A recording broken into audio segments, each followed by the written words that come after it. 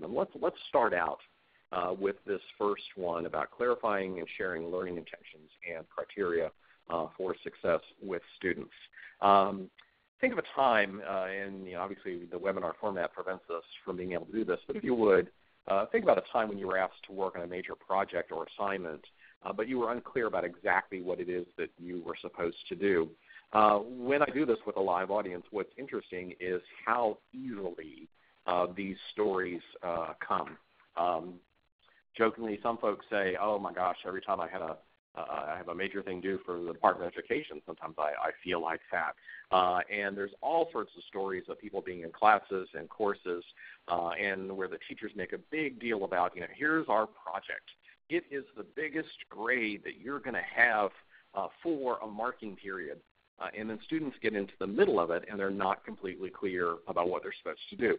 Let me give you a couple examples.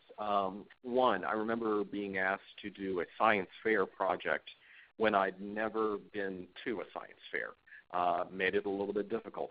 Another example, the middle school where I was administrator for a number of years, History Day was one of the biggest things in our community. Every kid did a History Day project where they worked in groups. There was a big fair. The whole community was in. The problem was many of our sixth graders didn't do so terribly well on their History Day projects. The reason was they'd never attended the History Day fair. If we were very serious about making it an appropriate activity for them, we should have either brought them over as fifth graders so that they could get a vision of what was to come the next year, or shared with them examples of previous years' History Day projects. So let me delve in just a little bit. One of the suggestions, or a couple of suggestions that Dylan William makes is to, for example, when it comes to writing or major projects, share released items from state writing assessments or major projects from previous years. Show them to students as models or examples. Again, this is particularly vital when we are introducing students to forms that are unfamiliar.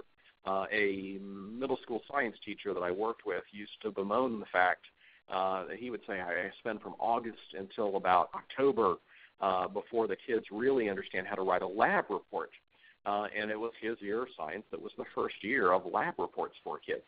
One time I finally said to him, Bill, do you think these kids have ever seen a lab report before they come into your classroom? And he said, no. And I said, did you share any models or examples with them? No, I just told them what they needed to do.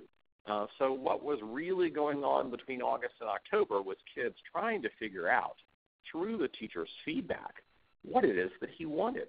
Would have been much more efficient to give a sample write-up